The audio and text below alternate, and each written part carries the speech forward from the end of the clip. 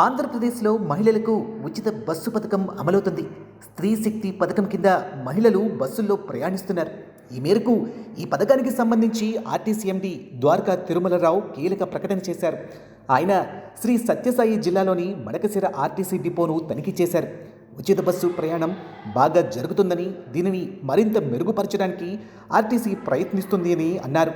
స్త్రీ శక్తి పథకం కింద మహిళలకు త్వరలోనే క్యూఆర్ కోడ్తో కూడిన స్మార్ట్ కార్డులు ఇస్తామని తెలిపారు. ప్రస్తుతం రోజుకు 18 లక్షల మంది మహిళలు ఉచిత బస్సు ప్రయాణం చేస్తున్నారన్నారు. ఈ సంఖ్య 26 లక్షలకు పెరుగుతుందని అంచనా వేస్తున్నామన్నారు. ఉచిత బస్సు పథకం వల్ల ఆర్టీసీకి నష్టం రాకుండా ప్రభుత్వమే డబ్బులు ఇస్తుందన్నారు. అంతర్రాష్ట్ర బస్సుల్లో కూడా రాష్ట్రం వరకు ఉచిత ప్రయాణం గురించి ఆలోచిస్తున్నామన్నారు. దీనిపై త్వరలో మరో సమీక్ష నిర్వహించి నిర్ణయం తీసుకుంటామని తెలిపారు.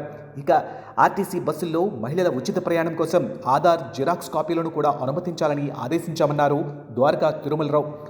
విద్యార్థుల బస్సుల్లో స్త్రీ శక్తి పథకం వర్తించదని తెలిపారు. కొన్ని డిపోల్లో ఈ పథకం 100% సక్సెస్ అయిందన్నారు. తుని డిపోలో 106% నమోదైందన్నారు. ఈ పథకం అమలు తీరుపై మహిళలు సంతోషంగా ఉన్నారని, తమ దృష్టికి వచ్చిందని, త్వరలో ఆర్టీసీకి 1150 కొత్త బస్సులు రాబోతున్నాయని తెలిపారు. దీనికి ప్రభుత్వం నుంచి అనుమతులు కూడా వచ్చాయన్నారు.